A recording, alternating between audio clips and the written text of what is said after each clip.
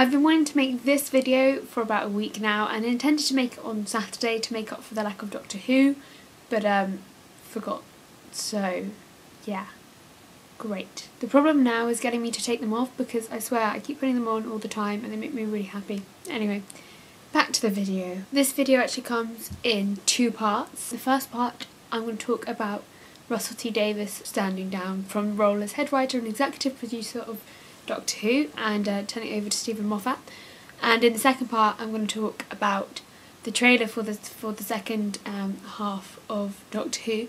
So don't worry, if you don't want to watch, if you are the kind of person who stays away from trailers, I'll let you know when that part's coming up so that you can stop, run away, run for the hills, basically. First part. I'm sure pretty much all of you know, if not everyone, knows that Russell T Davies, who was head writer and brought Doctor Who back, essentially, in 2005, is standing down. And I personally think it's a shame. I know a lot of people are like, oh yay, because his stories are crap, but I really don't think so, personally. I mean, for one, I think he essentially brought us David Tennant because he did work with her. Oh god, that would be a whole different story. He did work with him on Casanova and things, and I think he's generally, I personally think he's a great writer. I mean, okay, a lot of his stories have left, you know, gaps or have just left you a bit like, okay.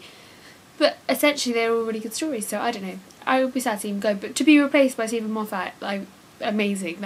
It's going to be so good. Like, Doctor Who's going to be terrifying and it's going to be great. I mean, he's written, as Kaylee said, all my favourite episodes as well. That's Girl in the Fireplace, absolutely brilliant. Blink, brilliant. Empty Child, Doctor Dances, brilliant. It's just going to be so good. It's very exciting. I'm very excited for Saturday's episode because, yay, it's going to be scary. Second part now, guys, so if you don't want to find out anything about the trailer or what's in it, I suggest you stop watching now, so stop. Stop now. Stop! Primarily, the one thing that I'm actually ridiculously happy about Rose is that she hasn't lost her, like, her London accent, her Londoner accent. She hasn't become this, like, she doesn't seem to have become this really hoity-toity posh girl. Yeah. I sounded a really hoity-toity posh girl when I said that. That's really bad. But no, I still love that she's, you know, the girl of the estate. And I was reading something on reading something on LiveJournal, because I do belong in the early years of 2004, about how you can take the girl out of the estate, but you can't take the chav out of the girl. You know, all due respect. But, okay, raises massive questions, obviously, about what the Doctor's going to say when he sees her with, like, this big stinking gun. And as we all know, it's been quite, you know, a recurring theme. Whether it's not the explicit arc, which I don't think it is, but the whole gun thing. But assuming that she's going to use it to get rid of, oh yeah, the Daleks, and also possibly someone at the end. Did anyone know?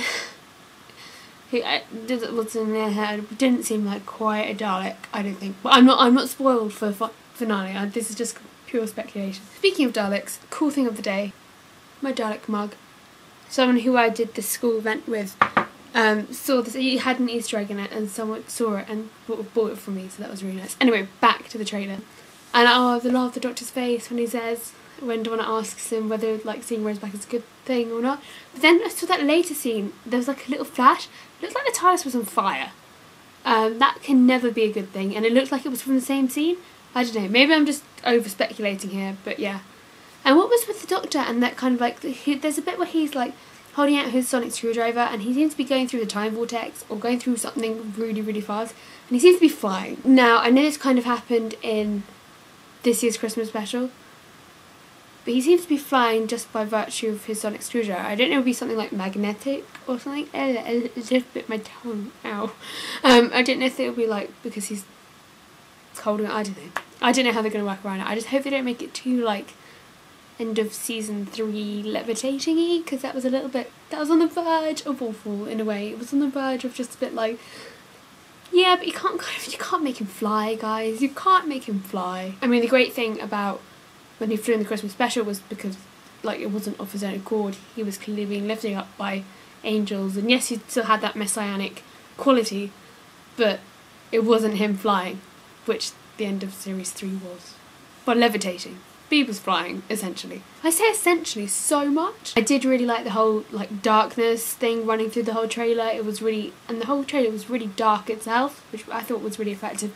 I mean, generally the marketing for this season has been incredible. I mean, from the beginning, with all the adverts with like the Sontarans and with like looking through the Doctor's eye and everything, I thought it all worked really well. I think they're doing really well with marketing. Hopefully this means that this is because they have like a slightly bigger budget or something, or the BBC are realising that the reason so many people are suddenly watching the BBC, or have been for the past 3 years, is because of this show, which sometimes I think they lack a bit if you look at the budget for the CGI effects. Something about Wilf's line, oh my god, the stars are going out, really reminds me of another line, but I can't quite work out where it is. Oh no, I know who it was. It was Martha's in the hospital in Smith and Jones, and the nurse who's in, the trainee doctor who's in there with her is like, it's going up, the rain is going up, and it's like same kind of expression. I don't know, you know, it's not even fascinating, let's be honest. Can I just say as well, on a particularly girly point, I really love Rose's jacket, and if anyone can tell me where to get a purple leather jacket, I will thank them endlessly, because that is one nice jacket. And every time I see her, from the beginning of the series, when I saw her, I was like, oh, that was so nice, I really want one. So just generally, there was all these little bits of the trailer and I really loved it, and I'm really excited, and I've got it onto my computer, so I just keep watching it like all the time. So yeah, Saturday, there won't be a video again, mind you, this week from me on Saturday as there normally is, not even late Saturday or early Sunday morning, but it will probably come on Monday morning because I will have watched it on Sunday night. I hope. But yes. Here's to a good one. I don't know what I'm doing. Alonso.